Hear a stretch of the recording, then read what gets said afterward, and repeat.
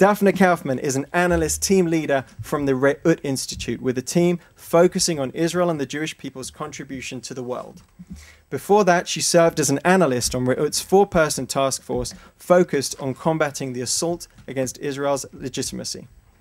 Prior to joining Re'ut as a Legacy Heritage Fellow, Daphna worked in Washington, D.C. in the headquarters of the American Israel Public Affairs Committee, AIPAC, where she served as Communications and Research Director of the Student Leadership Program.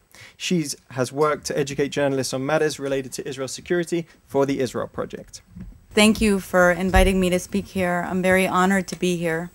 I actually come here kind of wearing 2 hats. I've been a part of the Re'ut Institute team that for the past 2 years has focused on understanding the dynamics underlying this global assault on Israel's legitimacy. And also, not too long ago, I was on a North American campus myself. And even more recently, I worked for AIPAC Student Leadership Department.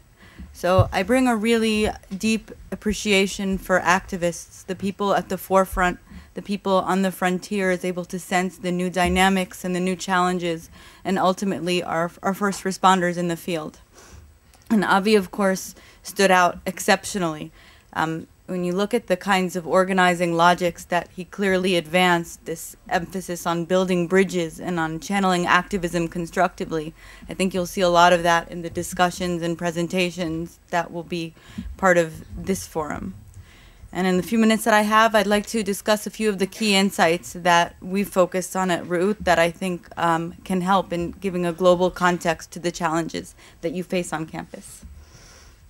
It's very important for me to first anchor this conversation in a precise definition of what we at Re'ut mean when we say delegitimization. Very simple, one of 2 things: a negation of Israel's right to exist, a rejection of the Jewish right to self-determination. To us, criticism of Israel's policy, no matter how harsh or unfair, does not fall within this definition. And now on to the dynamics. What we've seen is a kind of parallel but independent evolution of 2 different systems. On the one hand, there's what we call the resistance network. It's the axis ranging from Iran through Hamas, Hezbollah, and other Palestinian rejectionist factions. Ideologically and theologically, they're very diverse, but towards Israel, they share a common logic.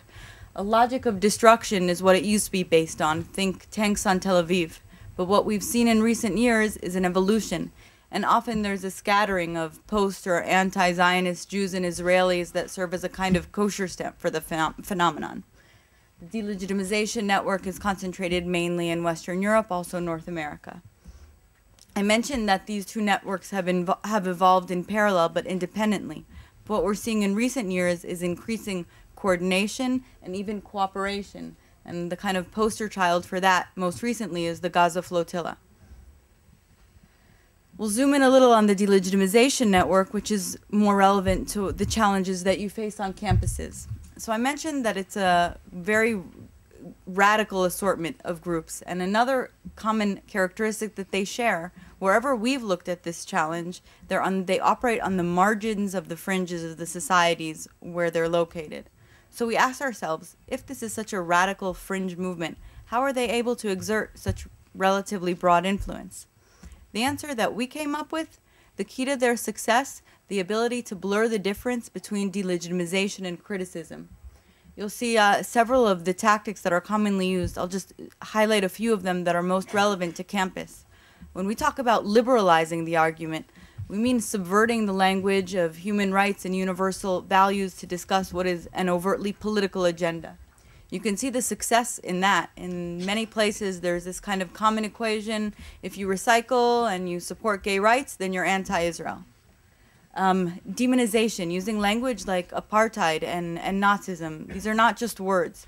As Erwin Kotler has said, anybody who buys into this association takes upon him or herself this implicit obligation to work towards that entity's dismantlement.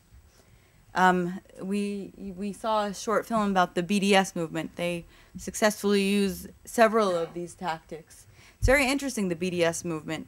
As you've seen, when you take them at their own words, the organizers and generators of this movement clearly harbor an agenda that seeks to undermine Israel's existence. But it's also very clear that the vast majority of the supporters of the BDS movement actually are protesting Israel's policy, and the outcome that they seek is a two-state solution which anchors Israel's right to exist. So how are they able to harness such a broad movement? One of the tactics is kind of posing this all-or-nothing dynamic, where if you're unhappy with the situation vis-a-vis Israel and the Palestinians, then the sole responsible party is Israel, and Israel will only understand, so to speak, the language of force. Another tactic that's very relevant is everywhere that we've seen it's the same. The elements, the organizations and individuals that seek Israel's delegitimization tend to focus resources in a highly concentrated way on arenas that they identify as being vulnerable to their influence. And everywhere that we've looked, campuses figure prominently. And of course, campuses hold specific strategic significance because they're the incubators of tomorrow's leadership, because often what happens on campuses is a precursor to macro societal trends. Just a couple words on what the broad response principles that we talk about are. Very key to our logic is what we call a Y-tent approach. And what do we mean by that? Very often, the pro-Israel community and the Israeli establishment adopt an approach that can be summarized by the phrase, if you're not with us, you're against us, meaning we have to agree on a broad range of political and ideological issues in order to be part of the same camp. And this creates a lot of kind of enclaves of echo chambers, not very unified. The other side, on the other hand, takes exactly the opposite approach. It can be summarized as, if you're not against me, you're with me, which means that we don't have to agree on the same end goal. But if our agendas intersect in ways that serve us strategically, let's march shoulder to shoulder on that. And that's how they create a broad movement. What we're saying is that each community needs to go through some kind of a deliberative and civil process of arriving at a consensual definition of what is delegitimization. We have our definition at root. It's not set in stone. It's not a universal definition. But we do think that the definition that's arrived at should be the narrowest possible formulation. And then an anti-delegitimization movement is formed with the threshold for entry simply being a willingness to stand against the assault on Israel's right to exist. What you see here on the right are kind of the broad categories of response principles that we've dealt in. On the left, you see a lot of kind of movement that's been generated in the past 6 months or a year. That list on the left, it can all be looked at as resources for your work and your activism. I'll just go through a couple of these that are most relevant to campus. When we talk about network versus network, a network-based approach, it means on the one hand, in terms of understanding how the other side works, understanding it through understanding the way networks operate and focusing on their hubs and their catalyst. In terms of us, it means cultivating our own network, communicating, synergizing, coordinating. What we mean is shifting from what is now often a local, situational, and reactive response to truly mounting a global systemic offense.